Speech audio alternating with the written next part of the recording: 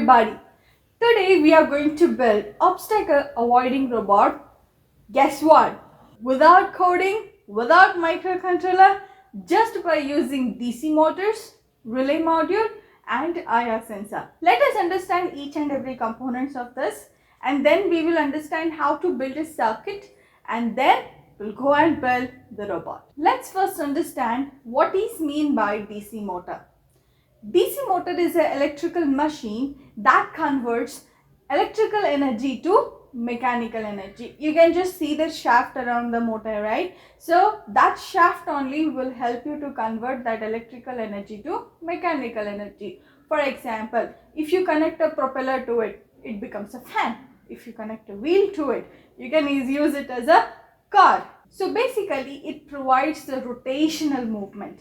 It utilizes the magnetic field to generate the torque. So how exactly it happens? It includes the key parts: rotor, stator, you can also call it as a permanent magnets, commutator and brushes. Let's visualize how this all works.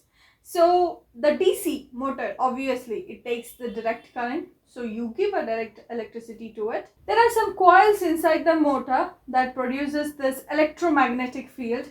So electromagnetic field is nothing but the magnetic energy generated in the presence of electricity is called as electromagnetic. Now this interaction with the stator magnets creates the continuous motion. So that motion is nothing but it's a rotational motion. So one thing you have to know, the motor can rotate in both the direction. So if you want to make the rotation in reverse, you just need to change the polarity. That's it. So sounds simple? Let's move forward. Let's talk about the sensor. Sensors are the devices that analyze the physical environment and capture those data for the further processing. So now here in this, we are using IR sensors. These act as an eyes of the robot. So this sensor will basically help you to detect the obstacle without any physical contact. So now let us understand the parts of the sensor. It has emitter. The other one is receiver. There is a trim pot. If you want to do the fine tuning, you can just rotate that. Is just a potentiometer.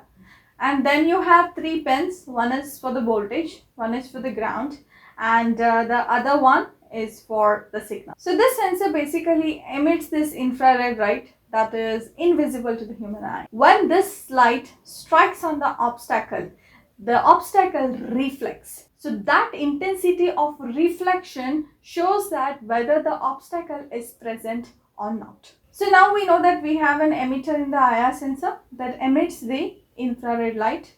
So once it gets physical contact with an object, it will reflect it where the receiver receives the signal and then checks the intensity of the signal. So this intensity will define whether the obstacle is available or not. This sensor gives you the analog output which varies based on the distance of the object. So this will basically help to understand what's the position of the obstacle. So based on that, you can make the robot to move left, right. So as we are not using the microcontroller, we are just using the relay. So now what is this relay? Let's understand that. So relay is nothing but it's an electrical switch. So now suppose you want to turn on the light, you just go turn on the switch, the lights are on. So that is how it is happening manually. Suppose let us say that there is a voltage fluctuation in your home and suddenly the main switch trips. If you can see there is a main switchboard where you can see that it strips off. So why that happens? If there is a fluctuation in the voltage, then these switches will basically help it to, so that your whatever the boards you're using, that doesn't get damaged if you're using these relay modules. So these are basically nothing but you can call it as an electrical switch. This will basically enhance the safety of the circuit as it prevents the damage of the microcontroller from high motor current. So let's understand how does this work. So now there is a coil inside this relay. To that what we'll be doing is we will be sending the power from the sensor, whatever based on the signals we are receiving, so that we can energize this relay. Obviously when the coil is energized, the magnetic field is created, so which activates this armature. So that will basically help it to turn off and control the switch. So now this switching mechanism will decide like when to send a power to the motor. If it sends a power to the motor, then your bot starts moving. If it doesn't send any power to the motor, the bot doesn't move. Let's put it all together and let's understand the overall of the robot, how it works.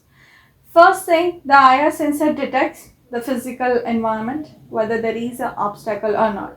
If there is no obstacle, the relay continuously provides a power supply to the DC motors where your bot is running. Once the IR receiver receives a signal that there is an obstacle in front of it, in that case, relay stops the power supply to the DC motor, hence your robot stops working. So your robot starts moving forward by powering the DC motor. So if IR sensor detects the obstacle, then the robot stops moving. There is no power supply to the DC motor.